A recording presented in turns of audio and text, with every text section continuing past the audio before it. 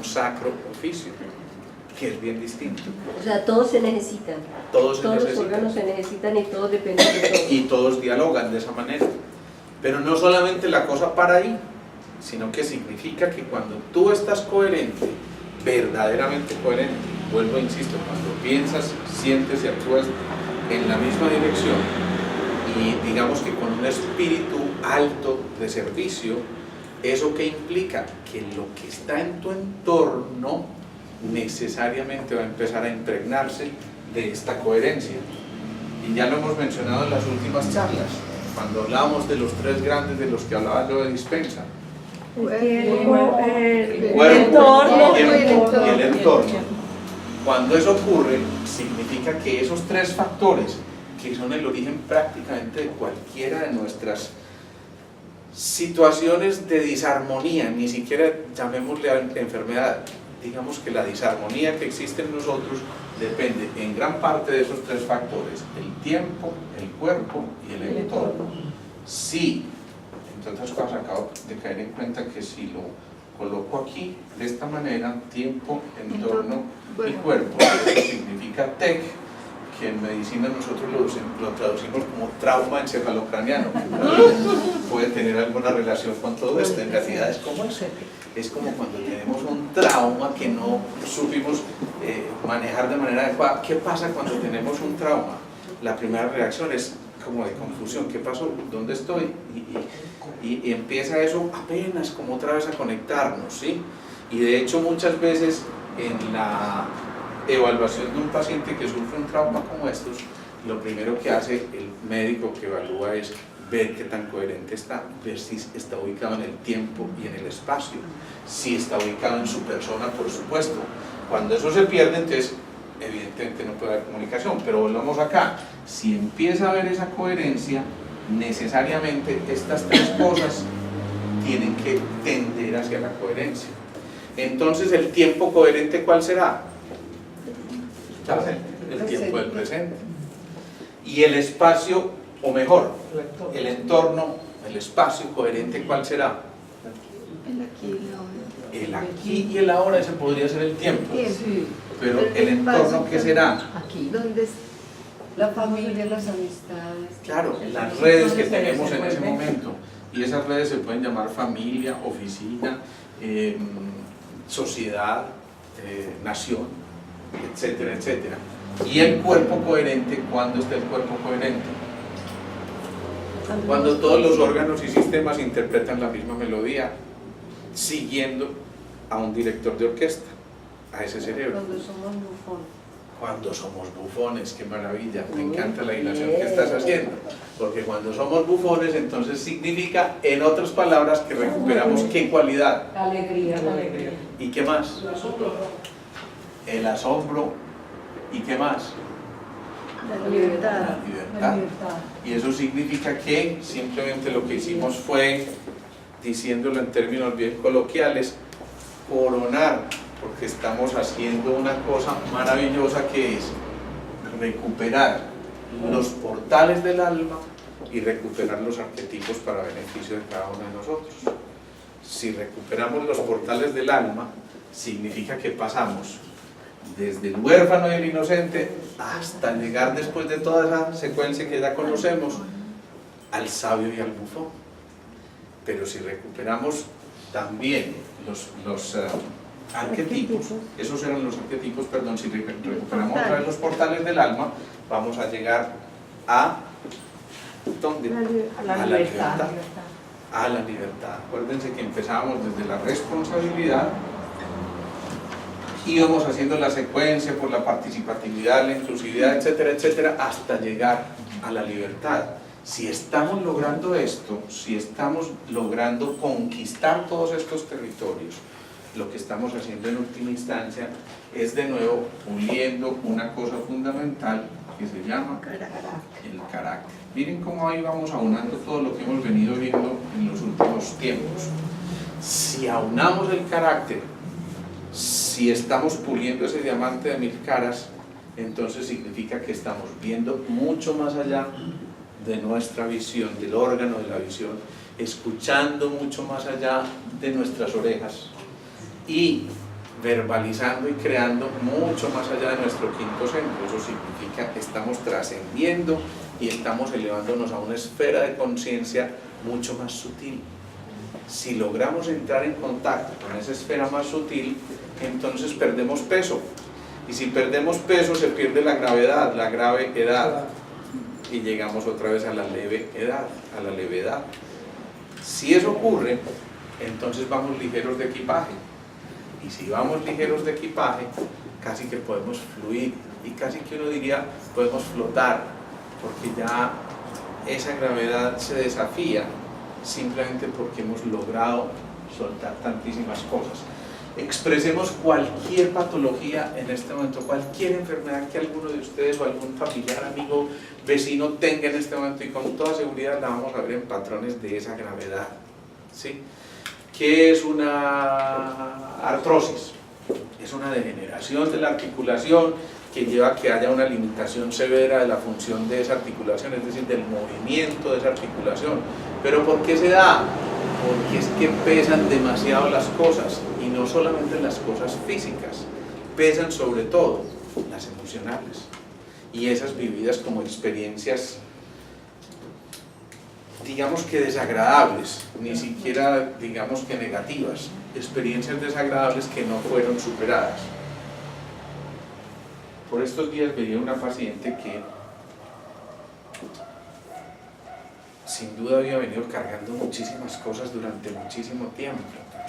Es una mujer de 52 años, pipiola, bebé.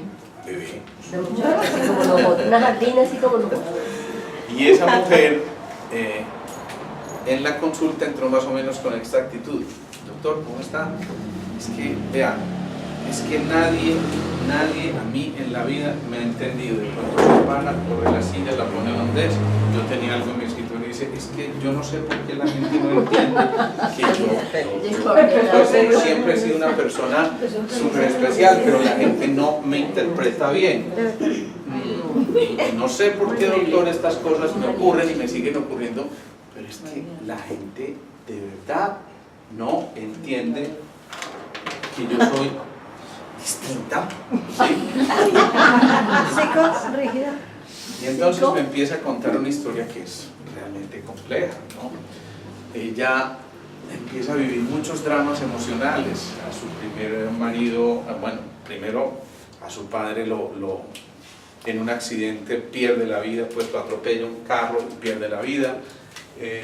Después su primer esposo muere de una manera violenta, después alguien más que trata de estar cercano a ella se le muere en la casa, después el último marido lo asesina, en fin, todas esas cosas son cosas bastante complejas, bastante duras, pero uno dice, ¿y hasta dónde se está liberando? Yo le pido en el momento que ella visualice ese tipo de cosas, le digo, visualiza eso y trata de meterle muchas informaciones, ¿se acuerdan? Visuales, auditivas, kinestésicas, para tratar de quitar la carga de esa emoción central, de esa rama central. Le dicen, no, es que no puedo, es que yo no puedo, es que ¿cómo le voy a perdonar que se haya muerto?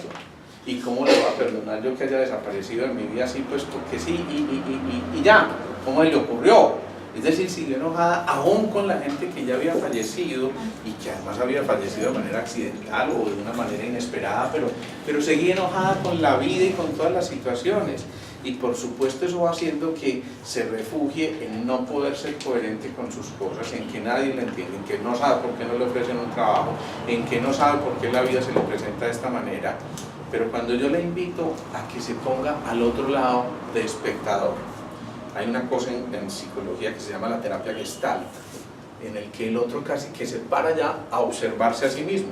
Y de hecho lo hacen a veces como un jueguito de una obra de teatro. Yo me siento aquí, yo soy yo, y le estoy hablando a mí mismo, y le digo, mí mismo, ¿cómo estás? Y entonces me siento al otro lado, no, pues ahí más o menos bien, ¿y tú qué? No, pues también muy bien, yo te veo muy agradable, de verdad no sé cómo decía Carlos Mario Aguirre, yo te veo tan lindo que no sé cómo no me enamoré de mí mismo. Entonces te le dice, sí, yo tampoco entiendo cómo no tuvimos descendencia, más o menos esas cosas, ¿no? Pero así empieza a ser como una especie de charlita, de diálogo, y empiezan a caer en cuenta de, uy, así me veo yo desde ahí, ¿sí? Y cuando de pronto se abre esa lucecita y hay la sensación de sorpresa, no puede ser que eso sea yo, porque hay como un clic donde uno cae en cuenta y dice, y así estoy actuando yo, pues con razón la gente me ve como me ve.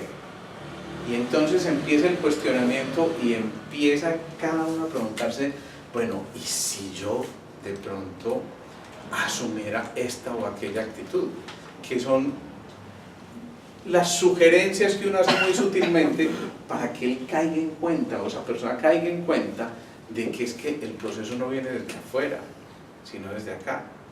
Cuando uno hace ese tipo de invitaciones, pero no de manera impuesta, es que tú tienes que olvidarte de ser como has sido hasta ahora. Si yo le digo tú tienes, ya eso frenó todo el proceso, porque el otro no está en capacidad de recepción y no está en actitud de recepción.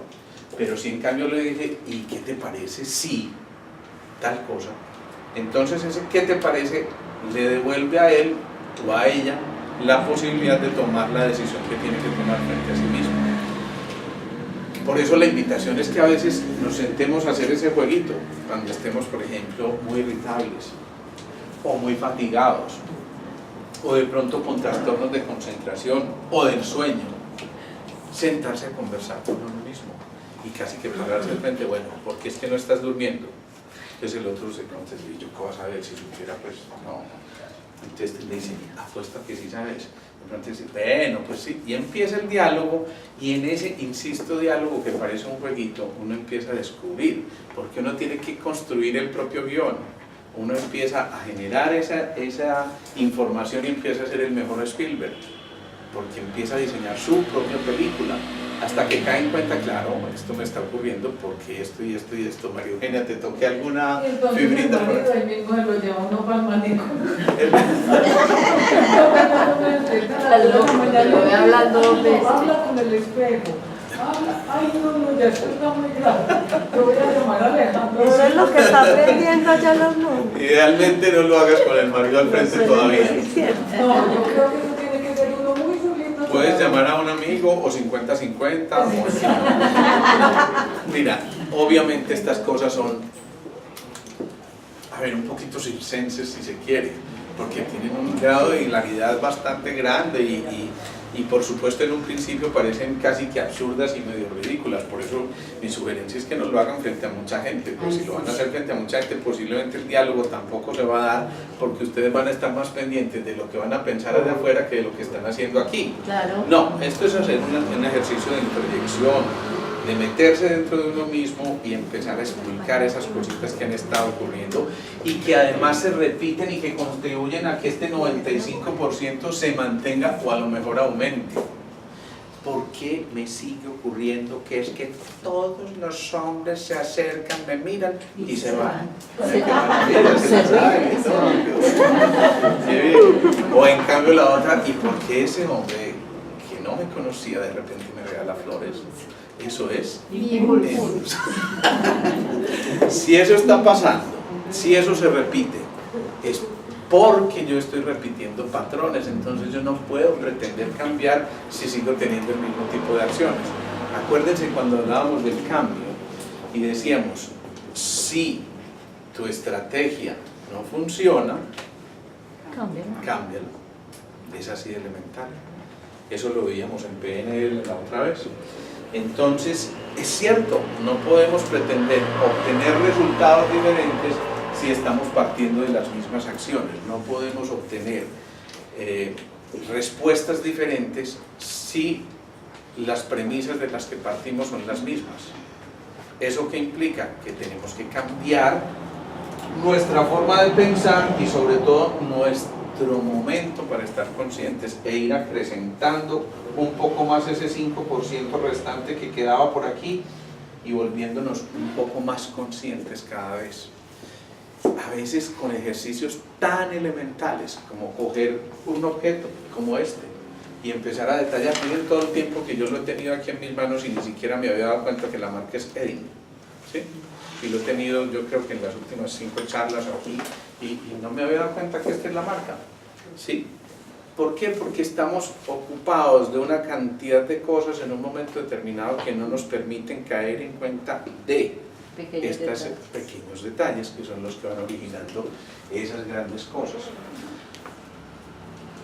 Pongámoslo ahora y se van a quedar sorprendidos de lo que nos ocurre a diario.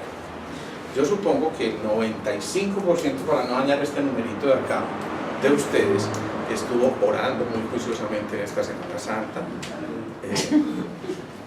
¿Por qué se ríen? Bueno, supongamos que algún porcentaje de ustedes estuvo haciendo los oficios religiosos a los que nos invita nuestra creencia religiosa. La pregunta es, ¿qué tan conscientes fuimos de eso? Alguien hizo, por decir algo, la procesión del Viernes Santo, la del Vía Crucis. Y entonces conoce todas las estaciones. Y entonces empiezan a cantar de manera automática, por mi Señor inclina. Y mientras tanto, Él fue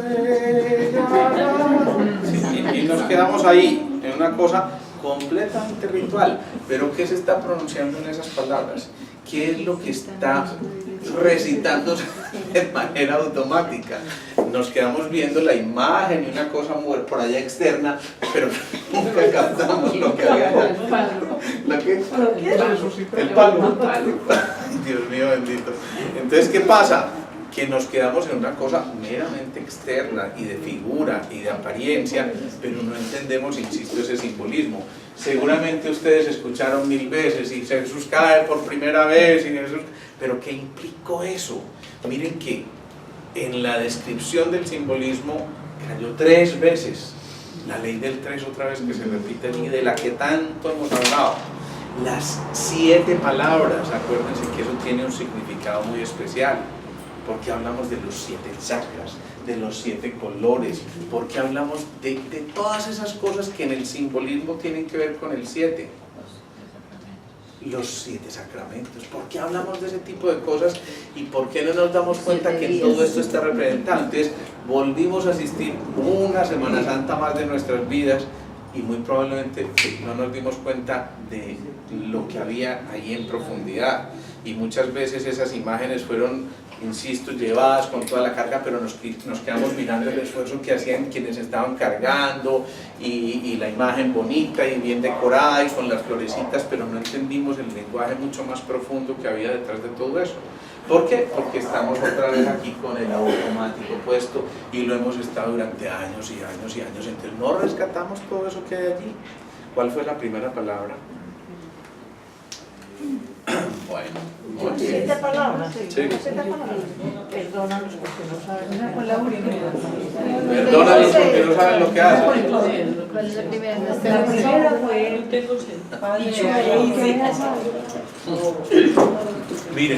Miren cosas pues para que nos demos cuenta lo automáticos que estamos. Nos hablan de las 7 palabras y nos las han repetido durante, en promedio, yo creo que todos tenemos más o menos 38 años, así en promedio. Nos las han repetido durante todas las veces y ni siquiera nos dimos cuenta cuál fue la primera, cuál fue la última. De pronto la última sí, porque al final el hombre ya mamado dice, Señor, en tus manos encomiendo mi espíritu. Pero ¿qué está haciendo con esa última palabra, por ejemplo? La séptima, que si lo relacionamos con los 7 chakras sería la preparación para el contacto con el espíritu a través del alma. Por eso no es en vano, Señor, en tus manos encomiendo mi espíritu, porque significa, he hecho todo ese proceso a través del sufrimiento que implicó todo lo de la crucifixión y lo que implica todo ese proceso para hacer esa espiral, y cuando ya estoy por fin preparado, ya encomiendo mi espíritu, porque me doy cuenta que la muerte no es la muerte del cuerpo físico, sino que ahí apenas la vida empieza, apenas la vida comienza a partir de ese momento. Miren todas esas implicaciones y todos esos simbolismos, insisto, que están allí, que han estado patentes para todos nosotros, pero que no hemos aprendido a mirar de manera Por ejemplo, el día de la Pascua, tan lindo ese acto donde esos 3 elementos tan vitales que son el fuego, el poder de la palabra y el agua, pues cómo ese significado de que es luz para el mundo, y cómo ese fuego que tanto hemos hablado, ¿cierto? Esa significancia que tiene nuestro cuerpo, que si no nos sabemos equilibrar nos puede hacer tanto daño. esa parte del agua que es la vida, la representación de la vida, y cómo nosotros sin agua no podríamos vivir, y se vuelve a renovar ese sacramento del bautismo. Y mira además cómo lo representas, tú hablas de la palabra, y entonces obviamente para que haya la palabra tiene que haber la conjunción del éter, ¿sí? De la conciencia y de la mente para poder fabricar la palabra, pero además después hablas del fuego que transmuta y del agua, y se te olvida que al final estamos sembrando en esa semilla en una tierra fértil, húmeda, pero además con el calor que es necesario para que esa semilla germine, y la estamos viendo ahí, y entonces asistimos a ver los monumentos, preciosos monumentos, y no nos damos cuenta que existe otra cosa ya simbólica mucho más profunda que lo que estábamos viendo hasta ese instante, ¿sí?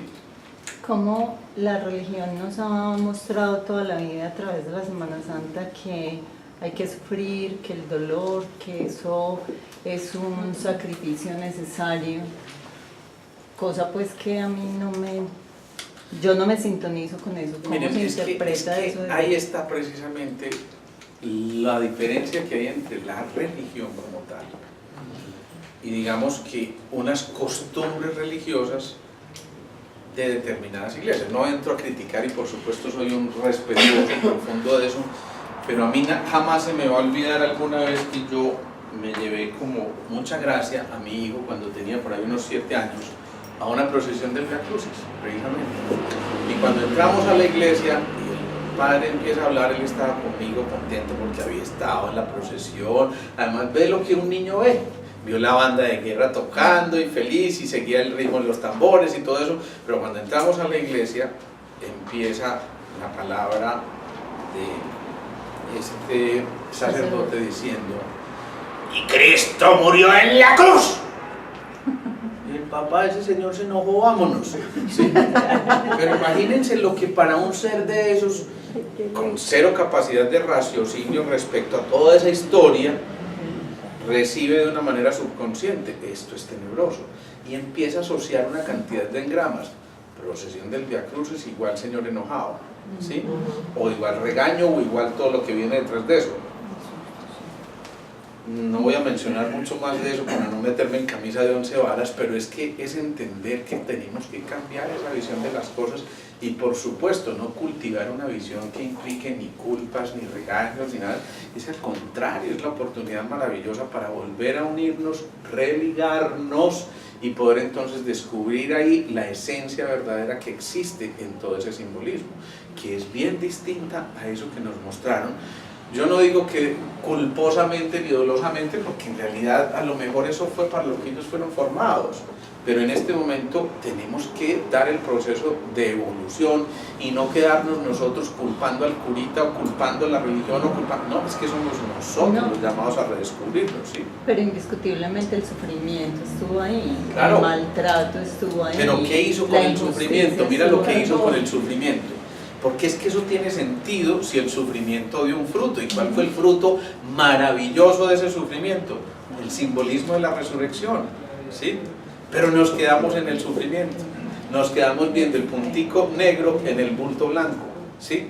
¿Qué pasó? Que nos quedamos en esa cosa tenebrosa y no nos dimos cuenta de que detrás de todo eso, después del movimiento de transformación, de transmutación, dio la transfiguración, y finalmente Él resucita para liberarnos precisamente de la carga, representada entonces como el pecado. ¿Pero qué está haciendo? Mostrándonos que es que detrás de ese simbolismo existe este proceso evolutivo. Entonces dejamos ese pasado atrás, renunciamos a esas expectativas para poder vivir en ese presente que son los tiempos del amor. No en vano alguien se sacrifica por toda una humanidad y dice: entrego todo por completo y me entrego yo como ser humano con tal de que ustedes se libren de todo eso. Y si eso no es un acto de amor, entonces ¿qué lo es? Vuelvo e insisto, esto no es una charla religiosa, ni mucho menos, además porque no soy la autoridad para hacerlo, ni mucho menos. Pero insisto, es un llamado de atención para que no estemos ahí en el automático. Porque eso es lo que nos pasa. Les pongo el ejemplo de esto que nos acaba de suceder esta semana, pero igual perfectamente podríamos haberlo puesto en una situación que ustedes hayan vivido en su sitio de trabajo o en su núcleo familiar o en su relación interpersonal con alguien que por alguna circunstancia tuvieron que hacer una pausa en el camino y empezar a entender esas cosas, y claro, viene el sufrimiento. Es decir, yo me separé de esta persona, estoy aislado, o tuvimos una relación de 8 o 10 años y resulta que a partir de este momento ya no tenemos nada, y entonces lo primero que ocurre naturalmente es ese sufrimiento, es ese sentimiento de inadecuación, es la desadaptación. Pero ¿qué ocurre después de todo eso cuando se asume la actitud del aprendiz? Que detrás de todo eso ocurrido, detrás de todo ese dolor desgarrador, de eso que duele aquí en la boca del estómago, empieza a ver ese camino de ascenso. Y ya cuando logramos transmutarlo al cuarto centro, ya no lo vivimos desde el desgarro, desde ese dolor profundo que no se puede detener, sino que lo vivimos desde la necesidad del aprendizaje para no repetirlo. Porque quien aprende la lección, pues entonces puede pasar al curso siguiente y no tiene que repetir la lección. Pues cuando logramos transmutarlo, hacer ese camino de ascenso, pasamos de lo infradiafragmático a lo supradiafragmático, y entonces aquí nos autorreconocemos y nos damos cuenta de que es que eso no funcionó, primero porque yo no me conocía, primero porque yo no me aceptaba y simplemente creía que es que era el otro el que tal cosa, pero era porque yo estaba mirando en el otro mi propio espejo. Y cuando descubro que es que no es el otro, sino que soy yo, soy ese yo, entonces ahí rescato la verdadera esencia de lo que está ocurriendo. Y el sufrimiento empieza a tener un sentido y un propósito además. Esa es la visión sintrópica o teleológica de las cosas. Es entender que todo tenía un propósito, que todo era una lección inmersa en lo que estábamos viviendo, y que detrás de todos esos sentimientos de inadecuación, de dolor, de angustia, de dificultades interiores, surgía una nueva visión. ¿Qué es una nueva visión? Para que surja una nueva visión, ¿qué tiene que haber? Un cambio. Un cambio, pero antes que eso, la visión física como tal.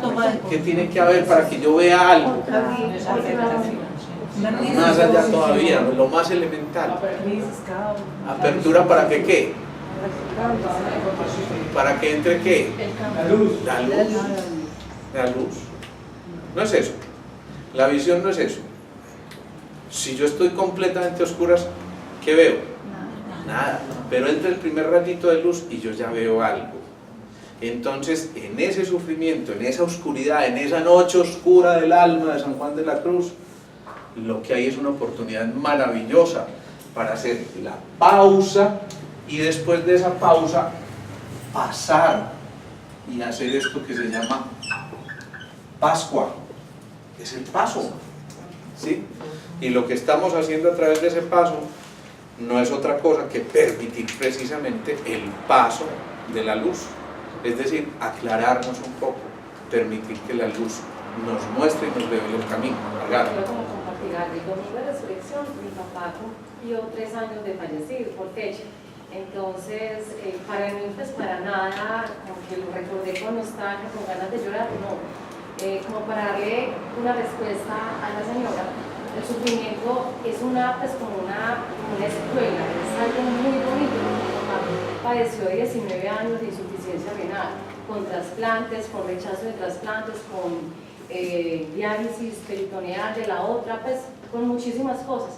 Y él nos dio una gran lección de tomar todo eso porque tenía muchísimas ganas de vivir.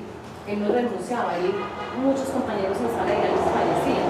Y él nos contaba como algo ya muy cotidiano: falleció un compañero, falleció. Y uno pues como en su interior uno decía, de pronto me va a tocar. Y no, pasaron 19 años de muchísima enseñanza, de muchísima fortaleza, de descubrir en él una persona muy del común y corriente, pero para mí un gran padre, un gran ejemplo, esas ganas de valorar cada segundo de la vida, porque yo nunca había asistido a un velorio tan animado como el de mi papá, porque todos lo recordábamos como él era un bufón de la vida. Él decía que iba a lo que a más le gustaba era jugar, ya lo último, jugar como cartas o dominó, y se entretenía con eso. Y precisamente llegaba a las horas que le tocaba la diálisis, que lo tiene peritoneal, eran 3 o 4 veces, ¿no? 3 veces. Y no fallaba. Y ya bueno, cuando falleció, me acuerdo que fue un miércoles santo, el jueves santo hicieron una misa muy bonita y hablaron de, vamos a celebrar la Pascua de Francisco Javier. A mí me quedó sonando. Y ya este domingo fuimos a la Eucaristía, pues como él. Y entonces es uno como, mira, ¿qué sintieron los apóstoles? Pues es algo muy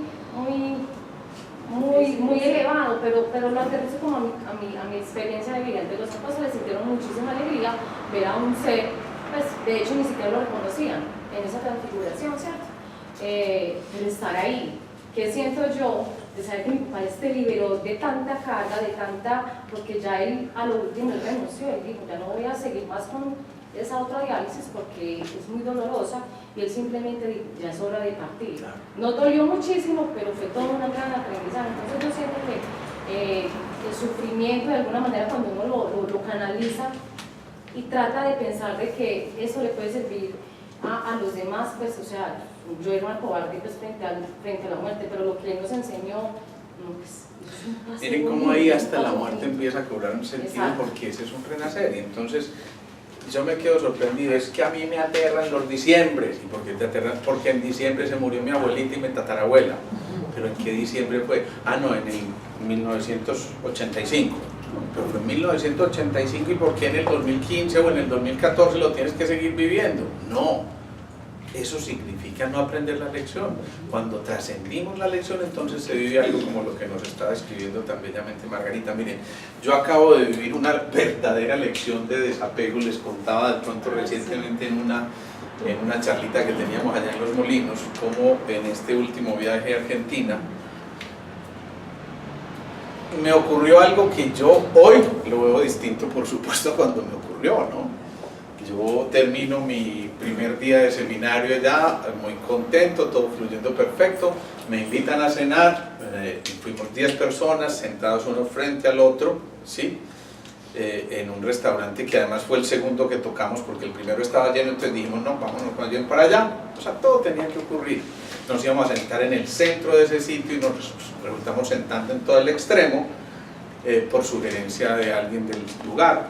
Yo tenía mi morral en mi mano, donde tenía mi portátil.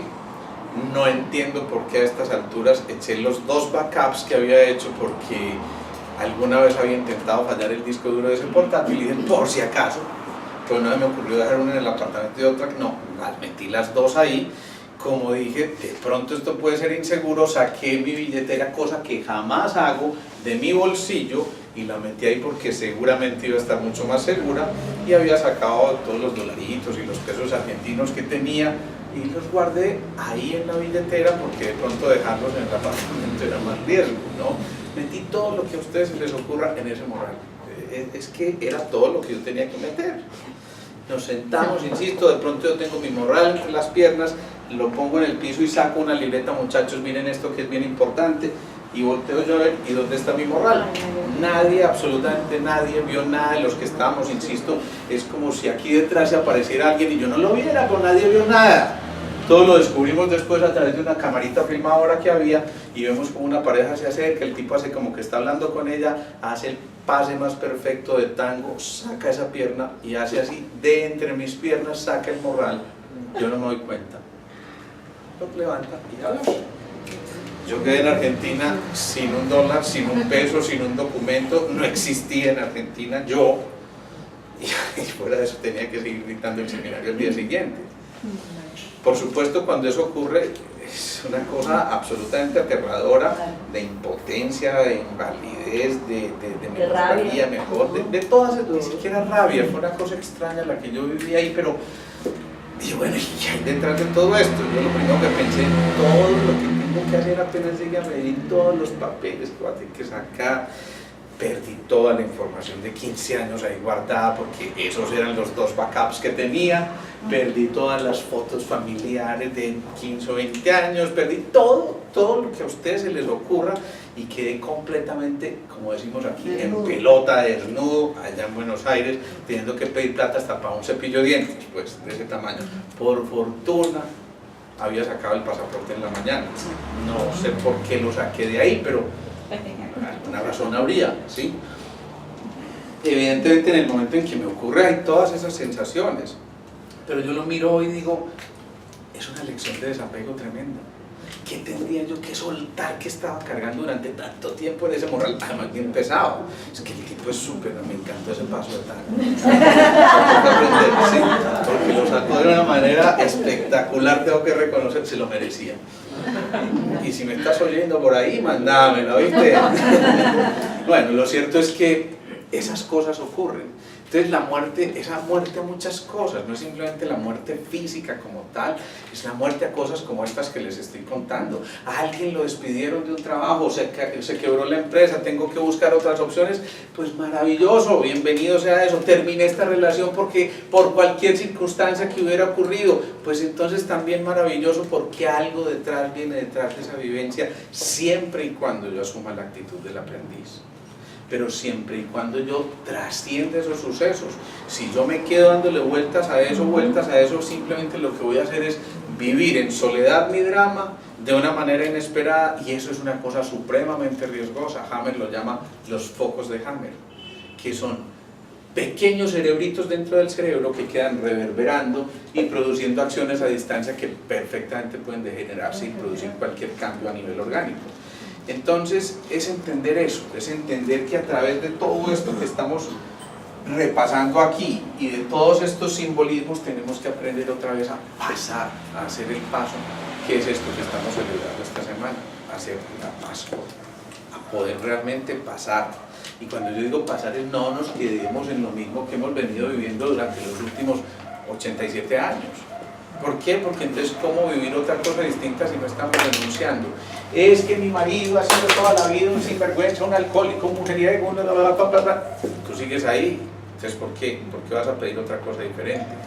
Es que yo he vivido siempre aburrido en mi trabajo y en mi trabajo yo nunca he encontrado paz ni alegría. ¿Y por qué sigues ahí? Porque es lo único seguro que tengo, cuando sabemos que lo único seguro es lo inseguro. Por eso es que las compañías de seguro tienen tanto dinero, porque le prestan a lo inseguro, que es lo único que realmente es cierto, ¿sí? Entonces, la invitación esta semana es a que aprendamos a dar el paso, a trascender, a caminar un poquitico más allá, a rescatar, insisto, todos los simbolismos que la vida nos está dando en el día a día. No nos quedemos en la Semana Santa, quedémonos en el Día Santo, en el Segundo Santo, en cada instante maravilloso que realmente es sacro para cada uno de nosotros y lo sabemos vivir. Cuando logremos eso, vamos a estar en el presente del presente, y entonces cada una de nuestras células va a interpretar una melodía maravillosa que va a generar la mejor de las sinfonías en este universo, porque es la sinfonía en la que todos interpretamos la misma melodía. Y cuando todos interpretamos la misma melodía, todos sabemos que tenemos que ir sintiendo, pensando y actuando en la misma dirección. Entonces ya no va a ser una personalidad, sino que va a ser la personalidad de la humanidad como tal, como raza humana, la que nos permita hacer el camino de ascenso. Y solamente en ese momento, en ese camino de ascenso, vamos a poder despertar al quinto reino, a lo que se conoce como el reino de las almas. Por eso aquí empieza, yo no sé si algunos se lo han pillado, pero aquí empieza un abrir de una compuerta muy interesante. Esto es abrir una puerta dimensional que va mucho más allá de lo que hasta ahora hemos vivido hasta la raza humana. Y lo que estamos haciendo en ese portal que se abre en este momento, insisto, ojalá fueran muy conscientes de esto que les estoy diciendo, porque en ese portal que estamos abriendo en este momento está la posibilidad de descubrir el contacto con el alma que habita en nosotros, que ha estado en nosotros, pero de la que no hemos sido conscientes. Cuando nos concientizamos de que esa alma está ahí como alma individual y como alma grupal, entonces realmente los verdaderos milagros empiezan a sucederse. ¿Sí o no milagros? Así mismo es, Señor. ¿Ah? Bueno, ahí tenemos a Milagros, una gran amiga y cantante, que un día de este lo vamos a tener en una tertulia. Aquí te estoy comprometiendo desde ahora, ¿no? Bien. Bueno, preguntas, dudas, inquietudes, observaciones, acotaciones, anotaciones. Que lo de la coherencia muy ligado a yo soy, lo que hemos aprendido aquí, yo soy, No, yo soy uno mismo conmigo y con el universo. ¿Cómo es que la...? Yo soy uno conmigo y con el universo. ¿Eso es? ¿Ibas a decir algo? Sí, pues aprovechar, por ejemplo, pues ahorita que hay un ratico como para contarles pues la experiencia de nosotros, compartirla con ustedes, lo que hace que estamos viniendo acá, que ha cambiado mucho. Por ejemplo, yo me he descubierto, pues yo que me había vuelto en una época de unos 10 años. Ya has cambiado mucho, estás bronceadita y todo. Como que me perdí del camino, pues del camino no porque yo era así antes, o sea, a mí se me perdía un anillo y yo le decía, ay, no lo busques, no aparece, pues no me preocupaba ni cinco, y todo el mundo, pero te perdió el anillo, no me preocupa. Después iba a meter el pie como a ponerme un zapato y estaba ahí en el zapato, pues aparecía sin yo buscarla, sin estresarme. Después me volví muy apegada a las cosas, entonces yo era cogiendo todo, que no se me perdiera nada, que no fuera a botar nada. Y ahorita en este momento lo que hace, pues que estamos viniendo acá y todo, me pasó algo parecido el viernes antes de irnos de vacaciones, se me perdió el celular. Y yo decía, ay, nunca sin celular, ahí tengo todo lo que me deben, lo que debo, las cédulas, las cuentas, pues todo es como como una cosa muy importante. Yo volé para Oviedo para que me lo arreglaran, pero de la manera más estúpida lo dañé. Una actualización que tenía pendiente y nunca la había querido actualizar. Y ese día no sé por qué me dio por actualizar, no había internet, entonces el celular se me bloqueó. Y yo me fui volada para Oviedo, yo le decía al señor, el señor me decía, se le perdió toda la información. Yo le decía, no le puedo creer lo que usted me está diciendo, todo, créalo, se le perdió todo porque se le resetió el celular. Entonces me senté en un murito ahí en Oviedo, y me dijo, en media hora se lo entrego. El sábado nos íbamos, yo no me quería ir sin el celular, y me senté, y el miércoles yo te había oído la historia del maletín. Entonces yo dije, eso debe ser que todo lo que tengo ahí es basura. Pues, si se pierde, que se pierda. Me acaba de decir que todo lo que tenía de maletín era basura. Pues que ya no lo necesito, que me está pesando, son cosas viejas que debo salir de esa información. Pues me pensé yo en ese murito, pues tristísima, pero dije, voy a pensarlo, así es. Pues traje pues esa historia tuya, yo dije, eso debe ser que nada que tengo ahí decirle, que se pierda. Esperé, él me dijo que volviera en 40 minutos, entonces yo le dije, ya estoy muy cansada aquí, a los 15 minutos volví. Y yo le dije, ¿qué hubo? ¿Se perdió? Me dijo, no, nada, ya está listo. Todo, o sea, no se me perdió un teléfono, no se me perdió nada, pero yo sentí, pues yo dije, qué tan bacano que, pues que no me iba a dar duro, se me perdía. No te pues, gustó. Claro. Me mentalicé de que no. Y con respecto a mis hijos, que los traje a cita donde Alejo, hice una cosa familiar, y ahorita la hija, pues que era la más, me decía, ya te das en película pues con Alejo, y dije yo no, después de que vino aquí a la cita, le decimos, ay, aquí ya está tan enferma, y sí, ¿por qué no la llevan pues donde Alejo? ¿Por qué no la llevan mami si está tan enferma? Llévala donde Alejo. Pues que es una sardina, entonces lo que me gusta es que si ellos interiorizan eso ya, claro, pues es una cosa que uno le hace al mundo y a esa juventud. Claro, claro. Porque ellos se encargan de regar la bola muy fácil. Si solamente hiciéramos ese trabajo del desapego y de enseñarle a esas generaciones que vienen detrás todas estas cosas que nosotros podemos vivir a través de la experiencia. Nosotros la vivimos muy bellamente con Simón, que para nosotros, tal vez ustedes no lo conocen, es el hijo de Beatriz y de Carlos. Pero cuando Simón comenzó a venir a las meditaciones, y sobrino de todos, la mascota del grupo. todo el mundo lo quiere aquí. Simón, yo creo que empezó a venir a las meditaciones tal vez a los 13 años, tal vez. ¿A los qué? 8 años, imagínense. Y cuando eso Simón era así. Y miraba así como, y uno decía alguna cosa y siempre el hombrecito se ponía así como, ustedes no se imaginan el ser humano tan maravilloso que es Simón.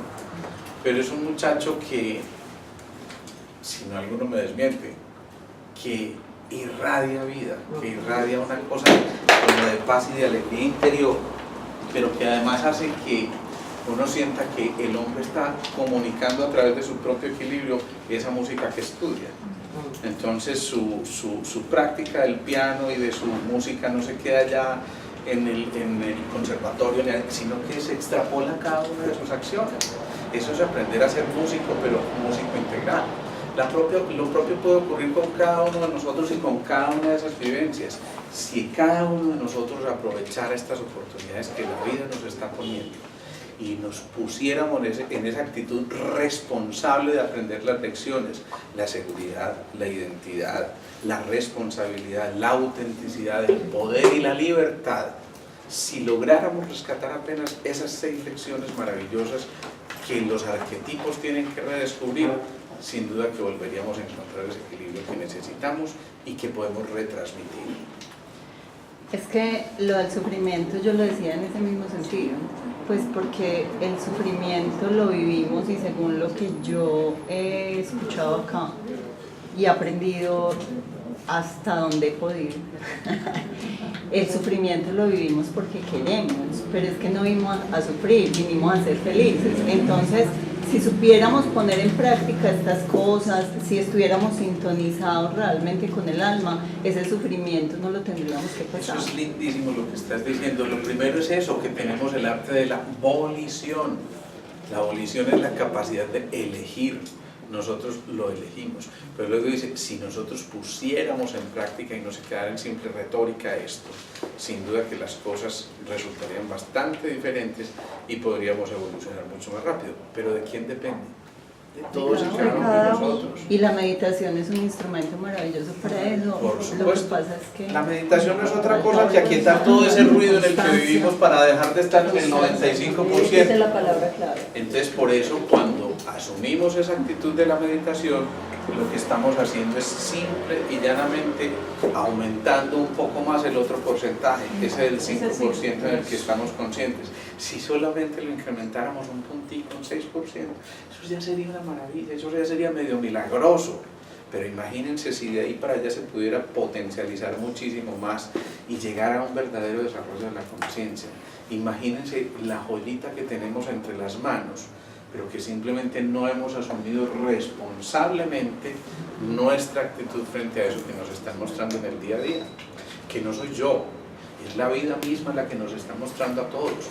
A mí me muestra cada 8 días cuando me reúno con ustedes todas estas cosas de las que yo hablo, créanme que también las veo en el espejo que me habla a mí, que por supuesto me pone a reflexionar y a pensar en muchísimas cosas que sin duda tendremos que cambiar y tendremos que llegar al meollo de ese asunto para poder redescubrirnos y reinventarnos. Yo no me canso de utilizar esa palabra, vale la pena que nos reinventemos.